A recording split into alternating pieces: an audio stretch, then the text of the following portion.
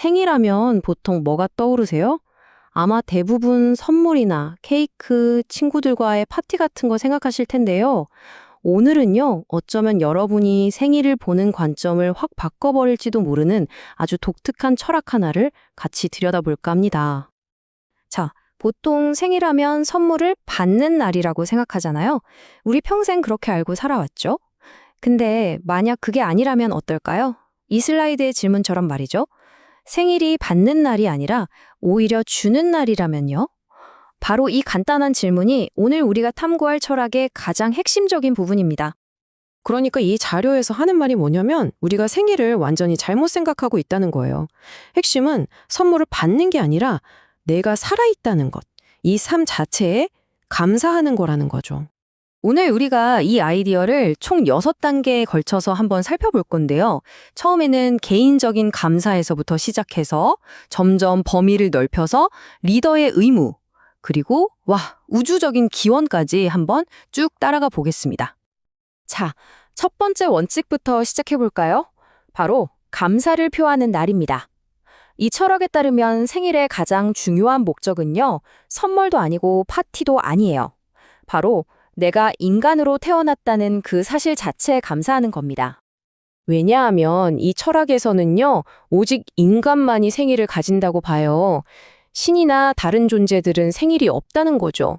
그만큼 인간으로 태어난다는 경험이 특별하기 때문에 당신이 이 세상에 온 그날 자체가 가장 큰 축하의 이유가 된다. 이런 이야기입니다. 좋아요. 그럼 이 감사라는 개념이 우리 삶의 단계마다 어떻게 적용되는지 한번 볼까요? 나이에 따라서 역할이 달라진다고 하거든요. 두 번째 섹션, 받는 시기에서는 먼저 우리 어릴 적 이야기부터 시작해 볼게요. 여기 보시면 우리 인생을 크게 3단계로 나눠놨죠? 자료를 보면 특히 우리 어린 시절, 그러니까 21살까지는 부모님이나 사회로부터 지식이나 지원을 받도록 설계된 시기라고 말합니다.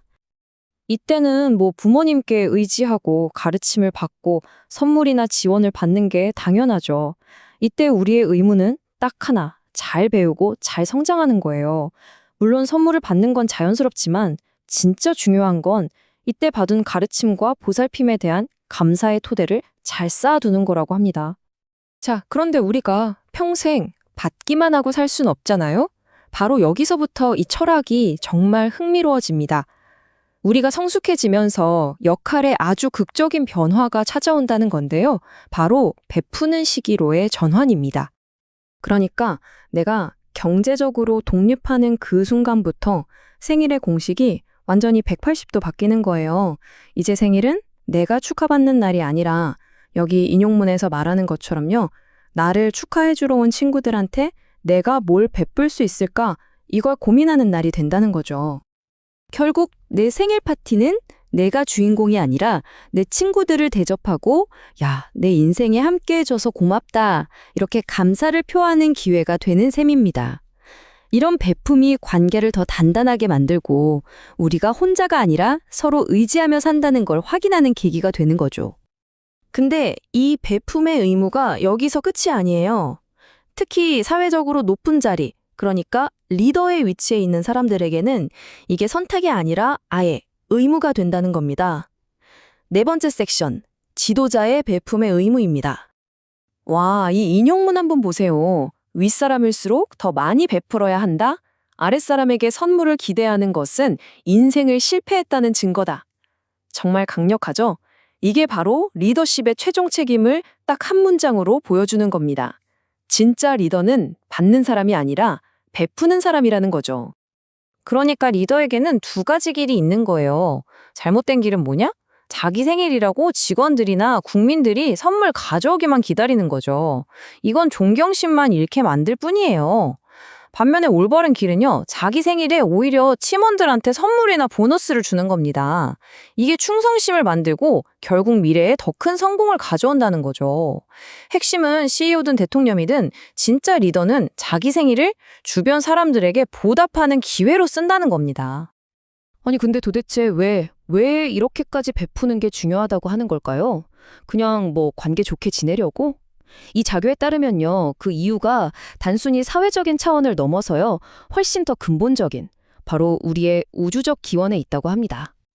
그 왜라는 질문에 답하려면 이 천손이라는 핵심 개념을 이해해야 합니다. 말 그대로 하늘의 자손이라는 뜻인데요. 이게 뭐냐면 우리 인간은 원래 신성한 영적 존재인데 이 지구에서 한번 살아볼 수 있는 아주 귀하고 드문 기회를 부여받았다는 믿음이에요. 그러니까 우리가 그냥 우연히 뿅 하고 태어난 게 아니라는 거죠. 당신은 그리고 저는 이 지구에 오기 위한 기회를 쟁취한 영혼이라는 겁니다. 이 관점에서 보면 인간의 삶은 그냥 무작위적인 사건이 아니라 아주 신성하고 귀한 사명 같은 게 되는 거죠. 생각해 보세요. 이 온 우주가 인간이 지구에서 살 수 있도록 정말 세심하게 설계됐고 우리 영혼은 순수한 아기로 다시 태어나려고 정화 과정까지 거쳤다고 해요. 그리고 우리에게는 배우고 성장하고 또 기여할 수 있는 이 삶이 주어진 거죠. 그렇기 때문에 베푸는 것은 우리가 가진 신성한 본성과 의무를 보여주는 행위라는 겁니다. 결국 내 생일에 무언가를 베푼다는 건 나 한 명을 위해 움직인 이 어마어마한 우주적 노력에 대한 최소한의 감사 표시, 뭐 그런 셈이 되는 거죠. 자, 이제 이 모든 이야기들을 한번 쫙 모아서요. 이 철학이 여러분의 다음 생일을 어떻게 완전히 새롭게 볼 수 있게 하는지 한번 정리해 보겠습니다. 이제 생일은 그냥 파티하는 날이 아닌 거예요. 당신의 삶의 목적에 대한 연례 감사 같은 거죠. 1년에 한 번씩 점검해 보는 겁니다. 내가 아직도 받는 단계에 머물러 있는지 아니면 이제 베풀어야 할 의무를 다하기 시작했는지를 말이죠. 이 자료는 정말 직설적으로 이야기합니다. 자식들이 선물을 가져오길 기다리는 것은 인생을 실패했음을 인정하는 것이다. 이 말은 결국 생일날 우리의 행동 하나하나가 우리가 기여하는 삶을 사는지 아니면 여전히 의존하는 삶을 사는지 그걸 전부 드러낸다는 뜻이겠죠? 그래서 이 모든 이야기의 끝에 이 자료는 우리에게 아주 도발적인 질문 하나를 던집니다. 단순한 축하를 아주 깊은 자기 성찰의 순간으로 바꿔버리는 질문이죠. 바로 이겁니다.